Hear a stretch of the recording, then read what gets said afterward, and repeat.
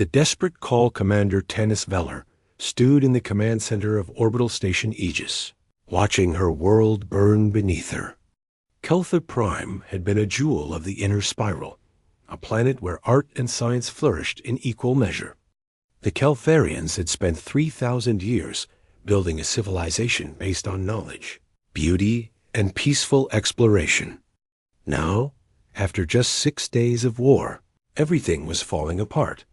The view screen showed fires spreading across the northern continent, where the Vrax Collective had begun their Figa bombardment. Cities that had stood for millennia were reduced to rubble in minutes. Tanis felt her heart sink as another defense platform went dark on her tactical display. They had started this war with 18 orbital stations. Now only 4 remained, and Aegis was taking heavy damage from the relentless Vrax assault. Collective were conquerors who had swept through a dozen star systems in the past 50 years. They took what they wanted and destroyed what they could not use. Their fleet was massive, numbering over 3,000 warships of various classes. The Keltharians had fewer than 400 vessels, most of them science ships hastily retrofitted with defensive weapons. It was like trying to stop an avalanche with a paper shield. Tanis had been a stellar cartographer before the war. She had spent her career mapping nebulae and studying star formations, not planning military strategies. When the Vrax attacked, the High Council had appointed her as fleet commander because she was one of the few Keltharians with any tactical training at all.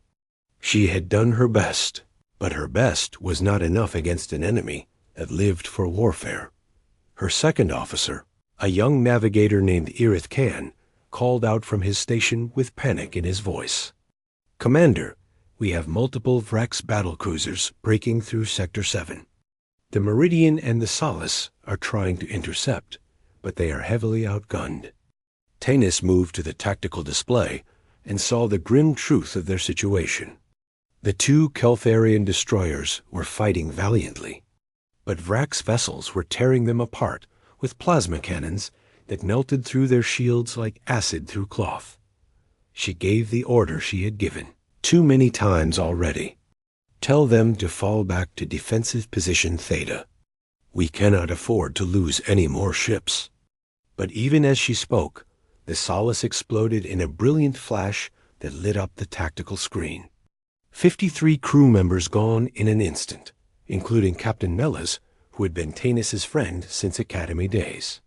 She forced herself to remain calm, even though grief threatened to overwhelm her. Her crew needed her to be strong. The Vrax commander, Supreme Commander Zathruk, broadcast another message across all frequencies. His face appeared on every screen, a massive reptilian being with scales like black armor and eyes that burned with cruel intelligence. "Keltharians, your resistance is pointless and wasteful. We have already conquered your orbital defenses. Your cities burn, and your ships scatter like frightened children.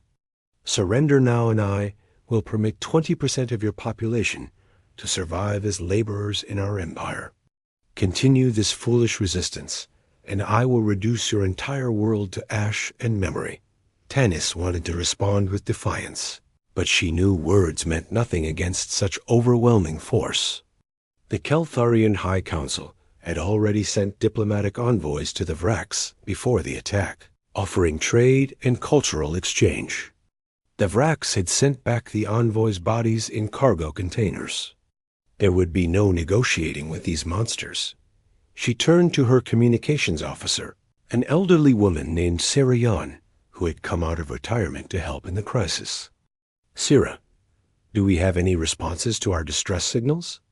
The older woman shook her head sadly, and her voice was heavy with disappointment. The Zypherian Commonwealth sent a formal apology, citing their non-aggression acts. The Ornithy Federation claims this is an internal sector dispute. The Celestial Assembly said they would bring the matter to council debate, which could take months. Everyone has a reason why they cannot help us. Tanis felt fury building in her chest. The galaxy was full of advanced civilizations with powerful fleets, but none of them had the courage to stand against the Vrax. They all preferred to hide behind their laws and protocols, while innocent beings died. The Keltharians had always believed in the goodness of galactic society, in the idea that civilized species would help each other in times of need. That belief was dying along with her people. Another explosion rocked orbital station Aegis as Vrax missiles found their mark. Damage reports flooded in from all sections. They had lost main power to the western ring, and fires were spreading through the habitation levels. Engineering teams struggled to contain the breach, but Tanis knew they only had hours left before the station became uninhabitable. She made a decision, born of desperation and perhaps a touch of madness. Sira, I want you to broadcast an emergency distress call on every frequency we know, every channel we have ever monitored.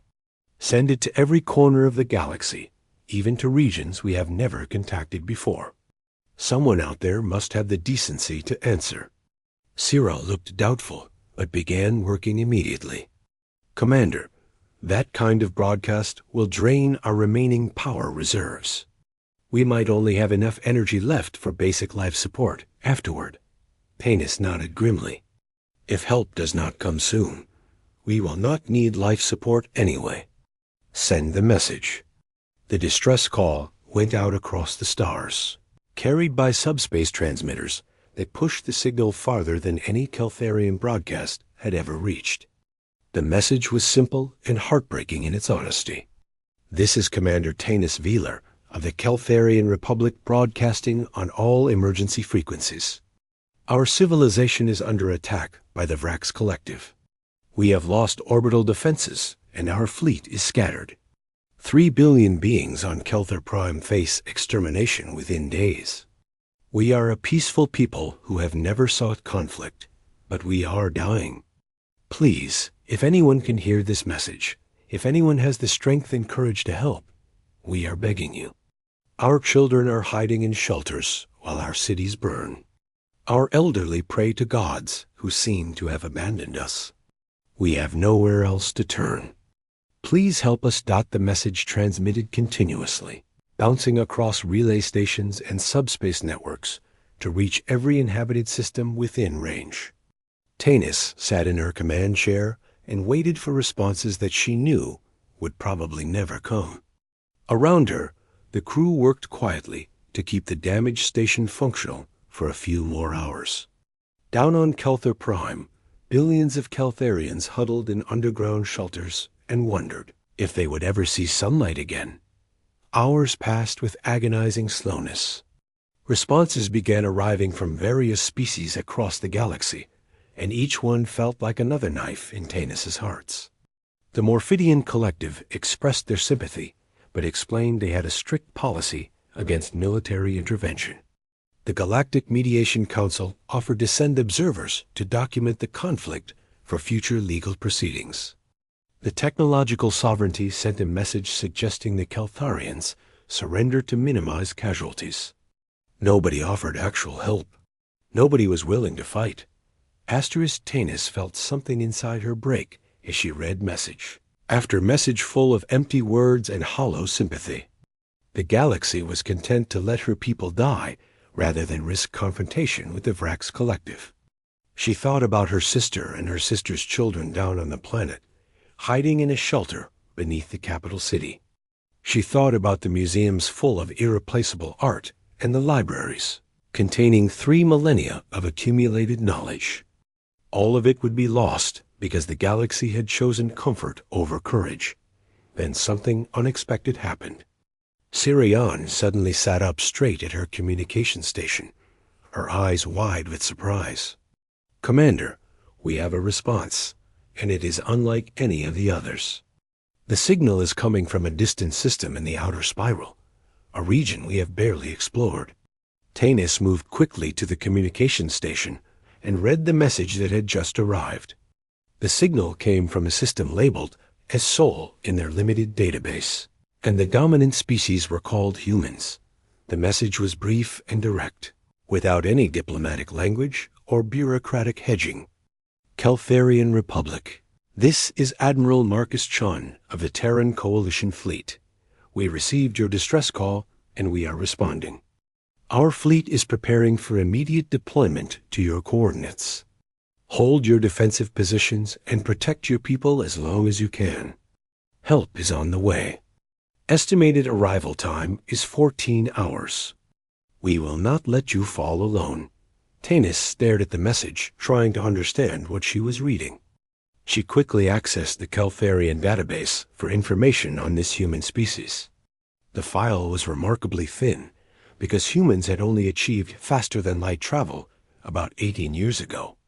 They were considered a young species by galactic standards, barely noticed by most advanced civilizations. The database contained several concerning notations that made Tanis pause. Humans originated from a Class 13 death world, which meant their home planet was extraordinarily hostile to life. Only the most dangerous planets in the galaxy received that classification. The entry noted that human home world called Earth had crushing gravity, corrosive atmosphere to most species, extreme temperature variations, and native predators at every level of the ecosystem. Humans had evolved in an environment that killed most other forms of life. Asterisk, asterisk. The database showed that humans had heavy bone structure and dense musculature needed to survive their brutal home world. Their history was filled with warfare because apparently they had spent most of their existence fighting each other over resources and territory. The file included warnings from several species who had encountered humans and found them unsettling. There was something about the way humans looked at the universe that made other beings nervous. Most interesting was a section detailing human military engagements since they entered galactic space. In 18 years, humans had been involved in 11 combat situations with pirates, raiders, and hostile species. They had won every single encounter without exception. The combat reports described human tactics as aggressive, unpredictable, and devastatingly effective. Erith Khan read over Tanis's shoulder and voiced the question they were all thinking. Commander, can they actually help us? They only have 18 years of space travel experience. How could such a young species stand against the Vrax Collective when civilizations thousands of years old refuse to fight? Tanis looked at the data again, focusing on that perfect combat record. 11 engagements and 11 victories. She thought about the fact that every other species had found excuses, while these humans had simply said they were coming. I do not know if they can help us, she admitted honestly. But they are the only ones who answered. They are the only ones willing to try. That has to mean something? She opened a return channel to the human fleet, and her voice was steady despite the fear and exhaustion she felt. Admiral Chun, this is Commander Tanis Veller. Your response has given us hope when we had none left. We will hold our positions as long as we are able. Please hurry. Our time is running short. The response came back almost immediately, and there was something in the human admiral's voice that reminded Tanis of forged steel. Commander Veller, we understand your situation, and we are not going to let your people die. The Terran Coalition does not abandon those who call for help. Keep your civilians protected and your fleet together. When we arrive, we will show the Vrax Collective what happens when they threaten innocent lives. 14 hours. Hold the line. Tanis rallied her crew with renewed energy. She broadcast Admiral Chun's message to all remaining Keltharian ships and to the shelters down on Kelthar Prime. For the first time in days, her people had something besides despair. They had hope, fragile and uncertain, but real. The Keltharian fleet regrouped into tighter defensive formations around their home world. They had fewer than 200 ships left, facing over 2,800 Vrax vessels. But now they had a reason to keep fighting beyond simple survival. Help was coming from across the stars. Supreme Commander Zathruk noticed the change in Keltharian tactics immediately. His tactical officers reported that the prey species had stopped running and was forming defensive lines. He found this amusing and slightly puzzling. Did they truly think they could hold against his overwhelming superiority? He decided to press the attack harder to break their spirits before they could rally. Tanis watched the Vrax fleet advance with renewed aggression, and she gave orders to her remaining ships. All vessels, implement defense pattern Omega. Concentrate fire on their leading elements and make them pay for every meter they advance. We just need to survive 14 more hours. Help is coming, and we will not let our people down. The Keltharian ships fought with desperate courage, knowing every minute they survived brought their mysterious human allies closer. They lost ships steadily to the Vrax onslaught, but they maintained their formations and protected the planet below. On Kelthar Prime, billions of Keltharians listened to reports of the approaching human fleet. They knew nothing about these beings, except that they had answered when no one else would. Parents held their children close and whispered that help was coming. The elderly prayed to ancient gods and to these unknown humans who offered salvation. Everyone waited and hoped and counted down the hours until the humans arrived. Thunder from Terra, the space around Kelthar Prime, erupted in brilliant flashes of azure light as reality itself seemed to tear open. Massive quantum distortions appeared at the edge of the system, each one large enough to swallow a moon. The Keltharian sensors screamed warnings about spatial anomalies and energy readings that defied normal physics. Then the tiers in space split wide and ships began emerging from the impossible rifts. The Terran Coalition fleet materialized in perfect battle formation, and their arrival was like nothing the Keltharians had ever witnessed. 500 warships came through the quantum gates, their hulls dark gray and angular like predators built for metal and fury. Where other species designed elegant vessels with sweeping curves, the humans had created ships that looked like they were built specifically for war. Every surface bristled with weapon emplacements, missile pods, and gun turrets that tracked constantly for threats. The flagship emerged last through the largest quantum gate, and it was a vessel that commanded immediate attention. The Indomitable was its name, painted across the bow in stark white letters. The dreadnought was 4 kilometers long and covered in armor, plating thick enough to shrug off weapons that would vaporize smaller ships. Gun batteries ran the length of its hull in triple-mounted configurations, and launch bays along its flanks could deploy hundreds of fighters in minutes. Commander Tanis Valor stared at her tactical display in stunned disbelief. The human fleet had arrived exactly on schedule, and they had brought overwhelming force. Her sensors were still processing the data, but preliminary counts showed that the humans had brought 500 frontline warships to face the Vax Collective. The Vrax still had numerical superiority with their 2,800 vessels, but the odds had suddenly shifted from impossible to merely desperate. Admiral Marcus Chun's voice came across all frequencies, addressing both the Keltharian defenders and the Vrax invaders. This is Admiral Marcus Chun of the Terran Coalition Fleet to all vessels in this system.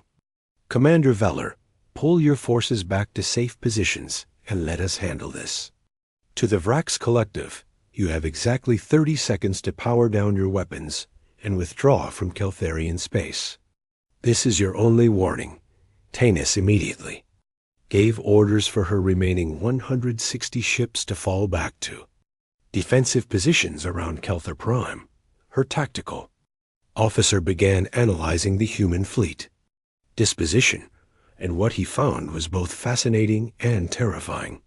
The human ships were arranged in a formation he had never seen before, with heavy battleships forming a forward wall, while lighter cruisers and destroyers flanked the formation. Behind the main battle line, massive carriers were already launching fighter craft that swarmed out like angry insects. Supreme Commander Zathruk stared at his tactical display aboard his flagship, the devastation, and began laughing at what he saw. The human fleet was impressive visually, but numbers did not lie. His forces still outnumbered these newcomers more than 5 to 1. He had conquered species with far better odds than these primitives offered. Zathrok opened a channel to the human flagship, and his voice dripped with contempt. I am Supreme Commander Zathrok of the Vrax Collective, and you humans have made a fatal error. You bring 500 ships against my nearly 3,000 vessels. You are outnumbered and outmatched. I will give you one chance to flee with your lives. Turn around now, and you may survive to regret your foolishness. Stay, and I will add your broken ships to the wreckage already floating in this system. There was a pause before Admiral Chun responded, and when he did, his voice was colder than the void between stars. Supreme Commander Zathrok, let me explain something about humans that you clearly do not understand. We come from a world that has tried to kill us since the day our species first drew breath. We evolved fighting predators that could tear us apart, surviving diseases that should have wiped us out, and enduring disasters that would have destroyed weaker species. We learned a long time ago that when someone threatens innocent lives, you do not run. You fight. And we are very, very good at fighting. Zathrok's laughter cut off abruptly. He was accustomed to species cowering before his threats, not responding with confident defiance. He decided these humans needed to be taught a lesson about their place in the galaxy. With a gesture, he ordered his fleet to advance and annihilate these arrogant primitives. The Vrax Armada surged forward in their standard attack formation. Over 2,800 warships moving to crush the human defenders. The human fleet responded in a way that shocked everyone watching. Instead of adopting defensive positions or attempting to retreat, they accelerated directly toward the Vrax Armada at speeds that seemed impossible for vessels their size. The human formation was aggressive and precise, like a spear aimed at the heart of the Vrax fleet. They were not running. They were charging. Aboard the Indomitable, Admiral Chun stood on the bridge surrounded by holographic displays showing the entire battlespace. Marcus Chun was a veteran of the Europa conflicts and the Outer Rim pacification, with 30 years of combat experience carved into every line of his weathered face. He had fought pirates, raiders, and hostile aliens across human space.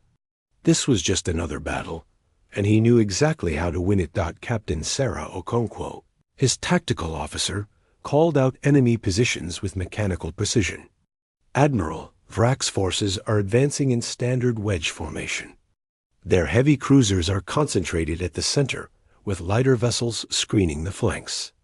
Estimated weapons range in 40 seconds.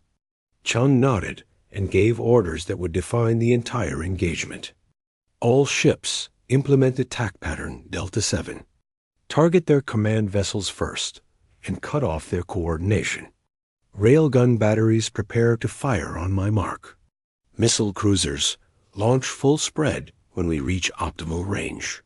Fighter wings, I want you hitting their screening forces and creating chaos. Break their formation, and we break their will. The distance between the two fleets closed rapidly, and the Vrax opened fire first. Thousands of plasma bolts screamed through space toward the human ships, waves of superheated death that had shattered dozens of species. The plasma barrage struck the human fleet with devastating force, and the Vrax expected to see ships exploding or breaking apart. Instead, something impossible happened. The human shields absorbed the plasma fire without even flickering. The energy weapons that had destroyed Keltharian vessels simply splashed against human defensive fields like water against stone. Then the humans returned. Fire and the nature of warfare in this sector changed forever. Railgun batteries along the human battle line opened up simultaneously, and the sound of their firing could be felt through the hulls of nearby ships. Tungsten core penetrators accelerated to a significant fraction of light speed, crossing the distance to Vrax vessels in fractions of a second. When those rounds hit, they punched through Vrax shields like they did not exist.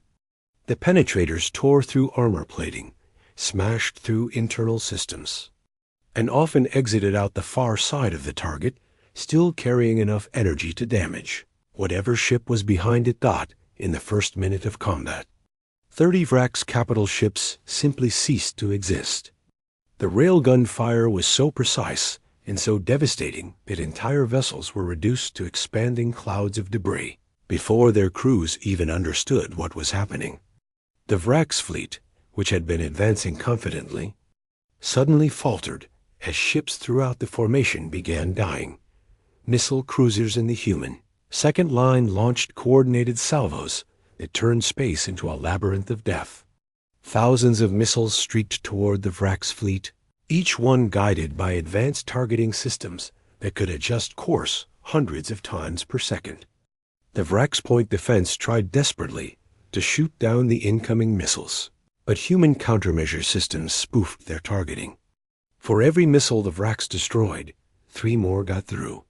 When those missiles hit, they carried warheads powerful enough to crack heavy cruisers in half.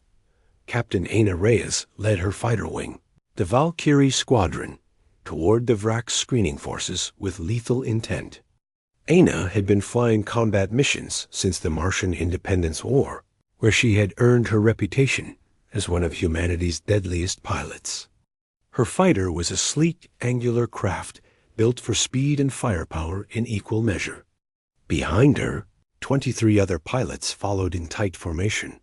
The Vrax had launched their own fighter craft to intercept, but what followed was a massacre.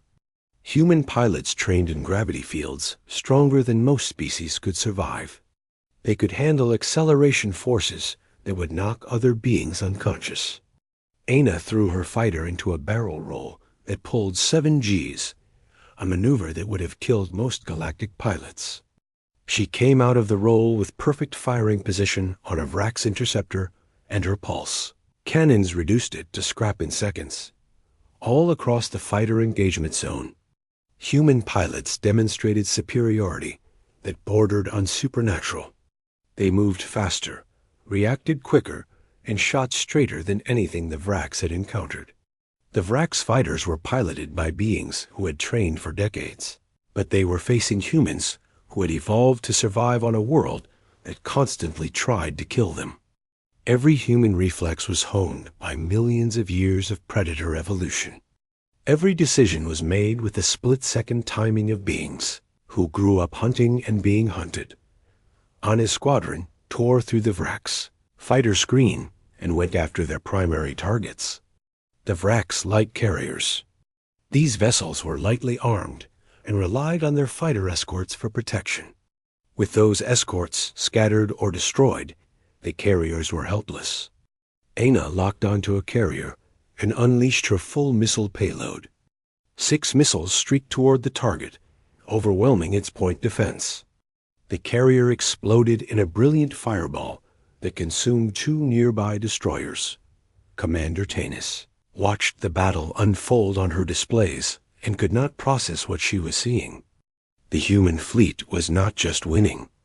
They were dominating so completely that it looked like a training exercise rather than a real battle. The Vrax collective, which had seemed invincible just hours before, was being systematically destroyed by these Deathworld warriors. Her tactical officer was staring at his screens with his mouth open. Commander, the humans have destroyed over 400 Vrax vessels in less than 15 minutes. 400 ships. The Vrax are trying to regroup, but the human fleet is not giving them time to organize. I have never seen anything like this in my entire career. Tanis understood exactly what her officer meant. The Keltharians studied warfare the way scholars study ancient texts. They understood the theory, but lacked the brutal practice. The humans fought like warfare was written into their genetic code. Supreme, Commander Zathruk watched his mighty fleet disintegrate and felt something he had not experienced in decades. He felt fear crawling up his spine like ice water. His tactical officers were shouting reports of destroyed ships and broken formations. His communication channels were flooded with panicked requests for orders. His carefully planned invasion was collapsing into chaos. He tried to rally his forces, ordering his reserve fleet to advance and reinforce the center. 300 fresh Vrax warships moved to shore up the crumbling battle line. Admiral Chun saw the movement immediately and smiled coldly. They are committing their reserves. All carrier groups, launch your second wave. Let us show them what real overwhelming force looks like. The human carriers, which had already launched hundreds of fighters, opened their bays again. This time, what emerged were heavy bombers, thick-hulled craft loaded with weapons designed to crack capital ships. 200 bombers formed up and accelerated toward the Vrax reserves, with fighter escorts clearing the way. The Vrax tried to mount a defense, but they were already too disorganized. The bombers reached their targets and unleashed hell. Each bomber carried penetrator munitions that could punch through a battleship's armor and detonate inside. The Vrax reserve fleet, which had advanced confidently minutes before, was torn apart by coordinated bombing runs that left nothing but wreckage. 300 ships, reduced to scrap in under 10 minutes. Zathrak stared at his tactical display and realized with horror that he was losing. Not just losing a battle, but losing everything. His fleet was shattered, his invasion was destroyed, and these humans had done it with casual efficiency. He made the decision that would haunt him if he survived this day. All ships, emergency withdrawal. Break contact and scatter. Every vessel for itself. But Admiral Chun had anticipated exactly this move. Human cruisers had been quietly positioning themselves along every escape route while the main battle raged. When the Vrax tried to flee, they found human ships waiting in every direction. The retreat became a slaughter, as isolated Vrax vessels were hunted down and destroyed by coordinated human strike groups. Aina Reyes pursued a fleeing Vrax destroyer, her fighter locked on its engines. She fired a burst from her cannons, and the destroyer's drive core detonated, leaving the vessel drifting. She marked it for capture and moved on to her next target. All across the battle zone, the story was the same. The Vrax were no longer fighting. They were dying. Zathrak's flagship took a direct hit from a human battleship's main guns, and the devastation lived up to its name by being devastated. Systems exploded across the bridge, and Zathrak was thrown from his command chair. When he pulled himself up, he saw a human boarding craft attaching to his hull. Within minutes, human Marines were cutting through his ship like predators through prey. The Marines who entered the devastation were encased in powered armor that made them look like mechanical monsters. They moved through the ship with ruthless efficiency, clearing each section methodically. Vrax soldiers who tried to resist were cut down instantly. Those who surrendered were secured and moved to holding areas. The humans showed no mercy to those who fought, but did not harm those who yielded. Asterisk. Within an hour of the battle beginning, it was over. The Vrax Collective's invasion fleet of 2,800 vessels had been reduced to fewer than 200 survivors, and most of those were heavily damaged. Human casualties were minimal, fewer than 30 ships with any significant damage. The victory was so complete that it rewrote every tactical manual in the galaxy. Admiral Chun broadcast on all frequencies one final time. Attention all Vrax vessels. Your commander is in our custody and your fleet is destroyed. You have 30 seconds to power down your weapons and prepare to be boarded. Anyone who resists will be destroyed without further warning. This battle is over. One by one, the surviving Vrax ships went dark as their crews surrendered.